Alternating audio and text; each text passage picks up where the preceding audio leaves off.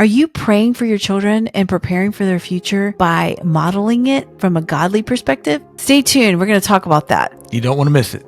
You're listening to Marriage Mania, where we are audacious, sagacious, and tenacious for the Lord to uphold godly marriages and to raise fervent children who are countercultural and stand for biblical truth. Welcome back. Today we're going to talk about a book that is just so dear to my heart. It is called Follow Me as I Follow Christ. It is a mother's devotional, 31 days of fasting and praying. And I want to talk about us praying for our children. It is so important for us to pray for our children, for us to fast for our children. It doesn't even matter what age they are, from the womb, from the time of conception until they are out of the house, married, or even older. We should be praying for our children. We should be praying that they continuously seek the Lord, they continuously look more like Christ, and that their hearts are genuinely surrendered to Jesus. And so I just wanted to quickly talk about this book, which is so pretty. What do you think about it? It is very pretty. I love the cover. It's very pretty. That color is just a word picture where it's just, Yeah. It says 1,000 words in that picture where follow me as I follow Christ. And that's what that picture says, is the daughter is running after the mother into the sunset. I mean, man, that's awesome. It's perfect. And so I have to give shout out to my friend. She's the best friend of mine, Heather. She actually took this picture as we were traveling in Vermont many, many years ago. That's me. And that's our daughter right there. And we were running through the fields of, I don't know, what was it? It was like just fields. Some orchard, right? It was like an apple orchard or something. Maybe it was, but it was we were picking beautiful. apples. Yeah, it was beautiful. We got pictures there. There's several family pictures that we took. But she just happened to get this. My hair was blowing in the wind. And our daughter's hair was blowing in the wind. So amazing. And so this became the cover. Follow me as I follow Christ. Like you said, what is a word picture? What is that, Michael? So that we can explain that.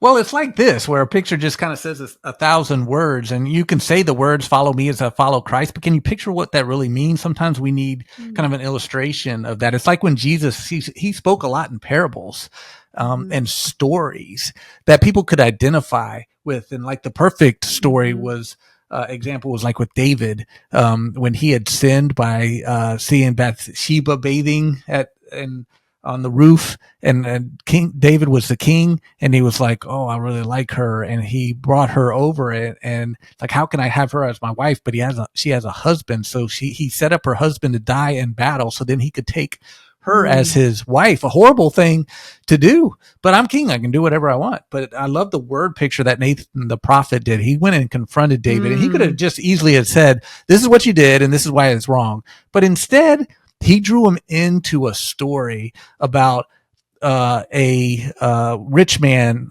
and a poor man, both of which had a lamb. The poor man only had one lamb. It was very special. He treated it as a pet, and he cared for it. But the rich man had herds and herds of sheep and lamb. But when he had some relatives and friends come over, he wanted to cook up a lamb, and instead of taking his own lamb, he took the poor man's lamb, the only one that he had, that he treated as a pet and a family member. And David was outraged. It's like, this man should be arrested and he should get the worst punishment ever. And Nathan turned to David and said, you are the man. Yeah. And that word picture really got to David, so much so that he repented and fell on his knees and wrote Psalm 51, Lord, I had sinned, purge me with hyssop and I will be made clean. And he cried out to the Lord and repented. That word picture was more powerful than just straightforward saying it with the words. And, that's what we need to do as when we're discipling our children as well, is we can come up with those awesome word pictures like Nathan did with David. And so people can, instead of just giving a lecture, kids tend to tune out. Asking a lot of questions, we can take a lot of lessons from Jesus. He did two things. He taught by asking a lot of questions, so people had to reflect. and think about what the answers were. And he also taught with word pictures, with parables, with stories. Mm-hmm. And we can do the same thing as we're discipling our children. And the biggest word picture we can have is our own life, as we are modeling an imperfect life, but a life that is seeking hard after the Lord. Just like David, God said that David was a man after his own heart. Yet David sinned grievously at times, even murdering somebody to take their wife.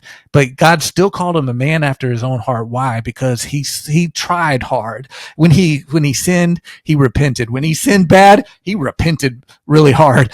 And that's what God is looking for. Somebody who's just trying to follow God with all his heart. And when we fall and we stumble, we don't feel condemned. We feel convicted to change. And we seek after God to give us that new heart. And we do change. And we apologize when we do wrong. Even when we apologize, we do wrong with our children. We apologize to them, and they see us being humble and apologizing for our wrongs. We apologize to our spouse when we wrong them.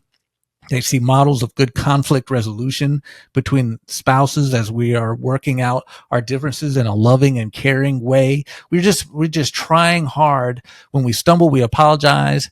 And then overall, we are just trying to follow God with all our heart. And that's what our children see. And they see that our life as that word picture of just seeking God with all our heart. I mean, that's beautiful. And when I look at this, I'm a sinner and I need Jesus by the minute, by the second. I think it was someone recently I talked to. I can't seem to remember who it was, but there's a song. Oh, it was my mentor. She said, there's a song, I need thee by every hour, Lord. And then there's a song for I need you by the minute. And then she said, you need to create one by the second. And so I need Jesus by the second. This person right here, me, is a sinner and I need Jesus. And so I need to model for our daughter as a wife. And is that perfect? No, but it's the picking up my cross.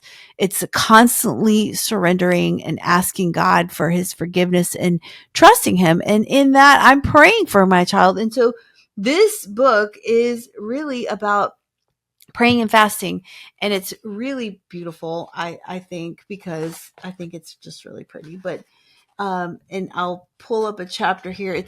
We have 31 chapters, of course, because it talks about 31 devotionals for your everyday. But like, the inside is so pretty.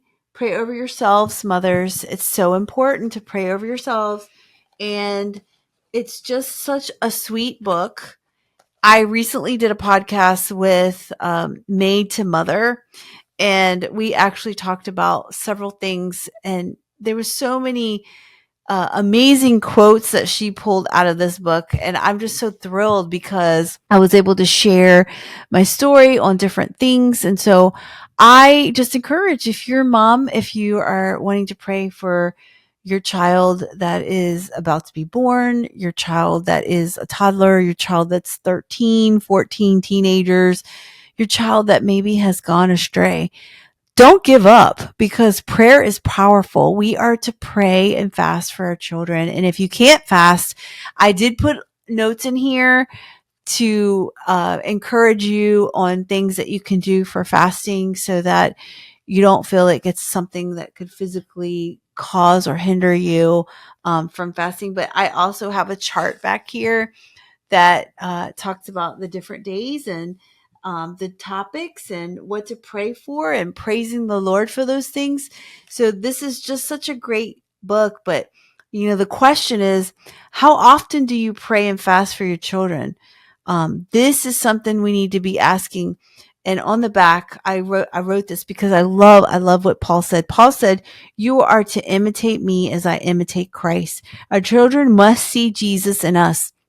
As a mother or expectant mother, prayer and fasting should be how we cover our children with God's word as we discipline them. My book, Follow Me as I Follow Christ, captures real life, heartfelt accounts in my life to encourage you with scripture and daily prayer. And so we just wanted to share this book. And if you're a mom, which there's a lot of moms out there, shout out to you, and you're doing an amazing job. Seriously, Don't go to bed condemning yourself, thinking I didn't do this right or didn't do that right. And that's something that I spoke about in the Made to Mother podcast. And I'll put that link in this captions here on this podcast. But don't go to bed thinking that you didn't do the right thing or you're not the right mother, because you are the right mother. God has made you the right mother for your child. And that's it. You are chosen for your child. God gave you the right child. You're the right mother. And so in that, you're learning to die to self. You're learning the sins. You can see the sins that you may pass on to your children, and you work on them. And that's where you go to God, and God helps you and refines you, and you can come to him and with open arms. He says, just come to me, because if you are burdened, I can take that from you. Your yoke is heavy, but my burden is light, he says. And so it is so important for us to pray for our children and really consider to do that. So check this book out. You can get it on Amazon. It's available there on Kindle and book print. You can also get it on our website for digital form if you're out of the country. So check that out. I'll put that in the captions. So all the details, all the links and stuff are down there. But follow me as I follow Christ, a mother's 31-day devotional. It will definitely make you laugh. It'll make you maybe have shed some tears, and it'll make you ponder on what you should be doing and how you should be praying. And I hope that it's relatable. You should relate to a lot of these things. So check it out and give us a thumbs up if you like this podcast. Until next time. God bless.